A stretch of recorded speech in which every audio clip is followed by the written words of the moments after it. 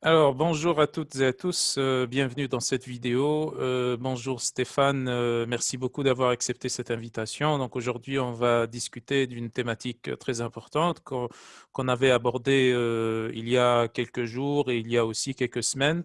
Donc ça concerne la mitochondrie, l'optimisation du fonctionnement de la mitochondrie avec, bien entendu, les différents cofacteurs, les différentes molécules qu'on va retrouver dans la mitochondrie et qui vont optimiser son fonctionnement, notamment, je pense au coenzyme Q10 et les différents autres cofacteurs comme la NADH, par exemple, l'acide alpha-lipoïque ou certains autres antioxydants. Donc, c'est notre thématique ce soir et donc j'aimerais que pour commencer, demander à Stéphane par rapport à nous donner une petite introduction sur l'intérêt d'avoir une mitochondrie qui est bien fonctionnelle et qui fonctionne bien et qui est en bonne santé par rapport à l'aspect clinique en tant que praticien, nutrithérapeute ou médecin nutritionniste.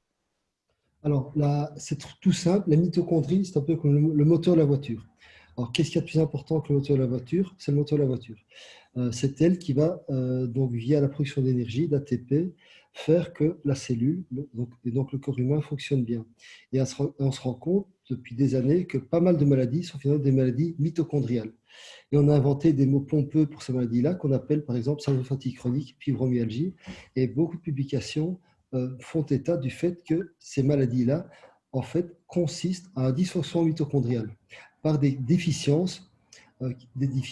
carences, des blocages qui font que des symptômes naissent. Ces symptômes, c'est fatigue, premier signe fatigue, ça peut être la douleur, ça peut être des problèmes métaboliques, prise de poids, ça peut être des problèmes psychiques, baisse d'énergie, dépression, baisse de libido. Et donc, toutes ces maladies-là peuvent finalement être expliquées par des dysfonctionnements mitochondriaux. La, la maladie la plus typique, je crois, de la survie mitochondriale, c'est la fibromyalgie. Ce sont des femmes surtout, parfois des hommes, qui sont fatigués, crevés de matin au soir, qui ont mal partout. Et comme je dis toujours à mes patients, parce qu'il faut toujours simplifier, donc je crois qu'en tant que thérapeute, c'est ce que vous devez faire, c'est simplifier à l'extrême. Il faut une trentaine de nutriments mitochondriaux pour que la mitochondrie transforme bien les aliments, qu'ils soient glucides, qu'ils soient les graisses, qu'ils soient éventuellement les protéines, via la glucogénèse en ATP. Ces nutriments sont hormonaux, cortisol, T3, le magnésium, le zinc, sont également les oméga 3 sont nécessaires également, sont la carnitine, il y a tout plein, et sont le coenzyme Q10. Coenzyme Q10 qui est produit localement, puisqu'on a une petite apport exogène de coenzyme Q10 via l'alimentation, via l'ingestion de protéines d'autres animaux, mais la plus grosse partie du coenzyme Q10 évidemment, vient d'une production interne dans les mitochondries. Or, le problème qu'il y a, c'est que ces mitochondries, ces centrales électriques de nos cellules, on les perd avec l'âge. Donc, un petit jeune de 20 ans va avoir beaucoup plus de mitochondries qu'un plus vieux de 40 ans et qui va avoir beaucoup plus de mitochondries qu'un papy de 60 ou 80 ans. Et ce qu'on croyait inéluctable, la perte des mitochondries liées à l'âge, eh bien finalement, il semblerait que ce ne soit pas si inéluctable que ça.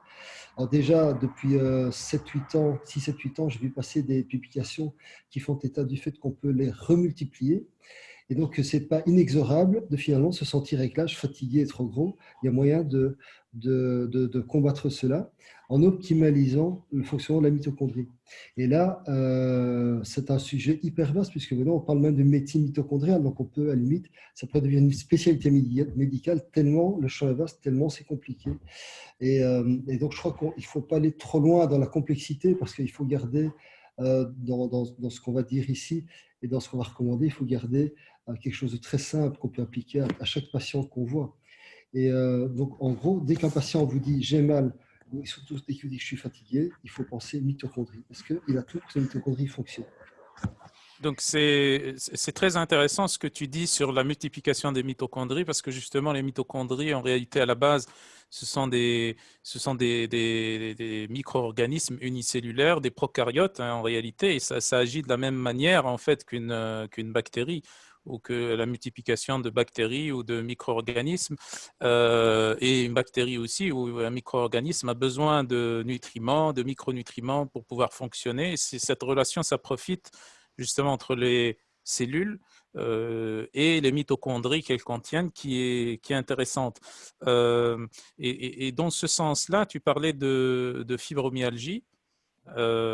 C'est très intéressant. D'ailleurs, c'est l'une des hypothèses qui est maintenant la plus développée, donc l'origine mitochondriale de la fibromyalgie. Est-ce que tu as des recommandations en termes de certaines molécules, je ne sais pas, je pense à la coenzyme Q10 ou même d'autres molécules qui pourraient être intéressantes dans le traitement de la fibromyalgie, une combinaison de micronutriments et qui agissent bien entendu sur la mitochondrie. Alors moi, il faut savoir qu'il y a déjà une dizaine d'années, j'ai fait une recette. Et la recette, j'ai envoyé ça avec collègues médecins en disant, vous voulez guérir la fibromyalgie de votre patient? Facile, faites ça, ça, ça, ça. Donc j'ai vraiment fait une recette, Mhm. une page. Mettez la T3 au-dessus de 5,2. Il faut voir s'il n'y a pas de manque de cortisol. Il faut que le patient ait une bonne flore intestinale. Il faut qu'il arrête le pain, le lait, et ainsi de suite. Et j'arrivais à avoir une cinquantaine de choses. Et dans 100% des cas, les patients qui bénéficiaient de ces conseils sortaient de la fibromyalgie en quelques semaines. Donc, Mhm. une fatigue chronique. Et ce n'est pas que des nutriments, en fait. Il faut que le cortisol soit bon. Il faut que la T3 soit bonne. Il faut que les sérotonines cérébrales soient bonnes. Il faut, il faut également que le magnésium soit bon. Donc, et je mettais même des taux santé. Qu'est-ce qu'il faut au niveau sanguin avoir comme taux pour considérer que c'est bon? Mhm.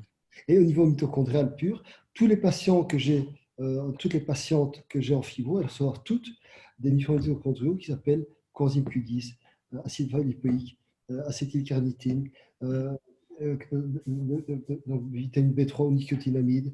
Donc elles ont toute une série de mitochondriaux. Elles ont toutes du ribose également. Mhm. Et alors maintenant, on va dire, oui, mais enfin, vous donnez tellement de trucs, comment savez qu'il faut donner tout ça? Mais j'en sais rien. Mais je vois Mhm. le résultat, je vois que ces patientes-là, au bout de quelques heures, elles ont plus mal, elles sont plus fatiguées, elles sont très contentes. Et le problème, c'est que je n'ai pas le temps que c'est une patiente qui est fibro, qui est hors de son travail, qui est clouée à la maison par des anti-inflammatoires, antidouleurs, antidépresseurs et somnifères. Je n'ai pas le temps d'essayer d'abord de mettre, tiens, est-ce que ce serait le ribose?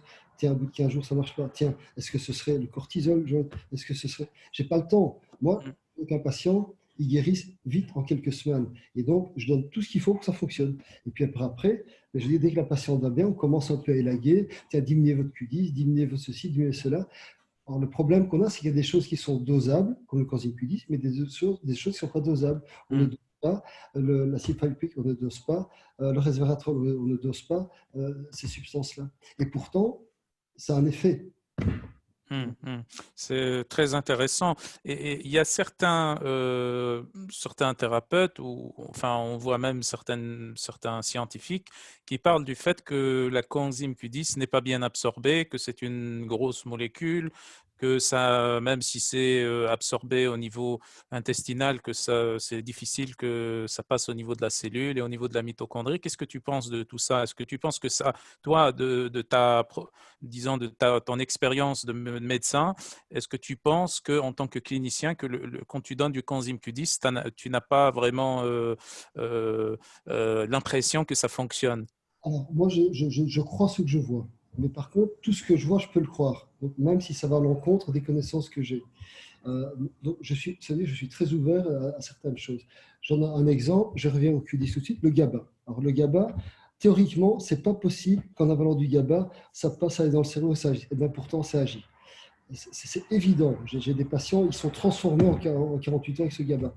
Mm, Et le Q10, je vois des Q10 à 400, 500 dosés au niveau de la prise de sang. Moi, j'estime qu'ils doivent être au-dessus de 1500. Et mm, puis, je leur donne 200 mg. Et puis, je vois la prise de tension sur 2000, 2005. Et le mm. patient dit, génial, je brûle mon gras, j'ai la pêche, je suis bien. Donc, ça fonctionne. Donc, maintenant, si scientifiquement, on n'a pas pu prouver comment ça fonctionnait, le fait de passer de la bouche à l'intérieur des cellules, j'en sais rien. En tout cas, ça marche. Oui, c'est en réalité, on n'a pas encore su découvrir les voies qui font que ça passe jusqu'à la mitochondrie, bien qu'on a beaucoup de données sur l'absorption cellulaire et mitochondriale de la coenzyme Q10. Je pense en même temps à certaines pathologies qui sont traitées par des médicaments, comme par exemple les statines ou les biphosphonates euh, qui, euh, qui bloquent la voie de synthèse du cholestérol, mais qui en même temps bloquent la voie de synthèse de la coenzyme Q10, puisque c'est la même voie en fait, jusqu'à une bifurcation au niveau du farnésyl PP. Donc, est-ce que tu penses, toi, en tant que clinicien, que le fait de prendre ce type de médicament, est-ce que ça serait aussi intéressant d'y associer Alors, de la coenzyme Q10 si on décide de les prendre? il y a 25 ans, je disais déjà à quelques potes cardiologues, les statines, c'est déjà, je dis, tiens, statine, effet secondaire, tu connais, oui, on en parle, mais enfin, bon, c'est ça. Je dis, tu sais, moi, je viens d'apprendre dans les cours de nutrition, j'avais des cours avec Curtet, etc. à l'époque, on m'a appris que la voie du mévalonate était inhibée, donc on n'a plus de Q10, donc on devrait donner du Q10 en même temps que les statines. On m'a rionné à l'époque, on m'a rionné. Maintenant, il n'y a plus une seule revue cardio, on nous parle de ce problème d'effet secondaire lié aux statines. Donc moi, si j'ai un patient devant moi qui est sous statine. J'aime pas ça du tout. Pour moi, c'est une crasse. Mais bon, il y a certains patients, je crois qu'il faut les garder. C'est des rares patients où le papa, la maman, ça, vu une hypercholestérolémie familiale hétérogène, ont vraiment fait des problèmes, des complications. Donc, je lui ai sa statine et je lui donne 200, 300, 400 mg de coenzyme Q10 et vitamine D. Parce qu'il faut savoir que les effets secondaires des statines, c'est pas que le Q10, c'est aussi la vitamine D. Vitamine D, aussi douleur musculaire, fatigue. Et donc, les patients sous statine doivent encore avoir plus de Q10 que les autres et encore plus une bonne vitamine D que les autres. Et ça marche. Souvent, le patient, je dis, envoie-moi un mail dans 15 jours. Docteur, génial votre truc. Hein. J'ai gardé ma statine, j'ai plus mal partout. Ben voilà, ça marche. Donc, je n'ai pas besoin de savoir comment ça a marché. Je vois que ça marche. Super, très bien. Et qu'est-ce que tu peux nous dire sur la connexion entre l'immunité et la mitochondrie, l'immunité et la coenzyme Q10? Alors, sujet d'actualité, je fais dans une quinzaine de jours, non 3 semaines, non, dans un mois, une conférence sur immunité et hormonologie. Et bon, comme vous le savez, j'ai déjà fait 2 conférences sur immunité et Covid. Eh bien, il y a des publications qui font état du fait que finalement, les lymphocytes, les globules blancs qui nous défendent, qui régulent l'immunité, eh bien, ils ont également des mitochondries, ces lymphocytes.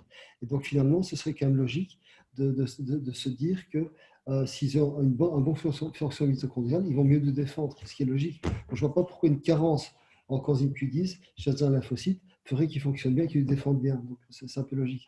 Alors, les publications, elles sont là.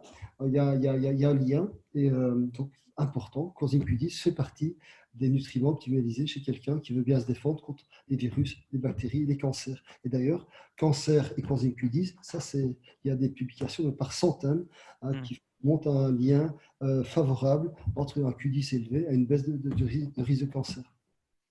Très bien. Ça, on a dernièrement, tu m'avais envoyé 2 revues de la littérature qui relient la COVID-19 ou Ouais. plutôt certaines complications de la COVID-19, notamment la dysfonction du système rénine-angiotensine et également le stress oxydatif. Donc, qui sont 2 phénomènes qui sont inhérents aux complications et à la pathogénèse de la COVID-19 et donc le fonctionnement ou le dysfonctionnement mitochondrial. Et il y en a une parmi ces 2 études qui fait état que la coenzyme Q10 est un facteur important, un immunomodulateur et également c'est un élément clé dans le fonctionnement de ce système justement qui est dysfonctionnel dans la COVID-19, le système rénine-angiotensine.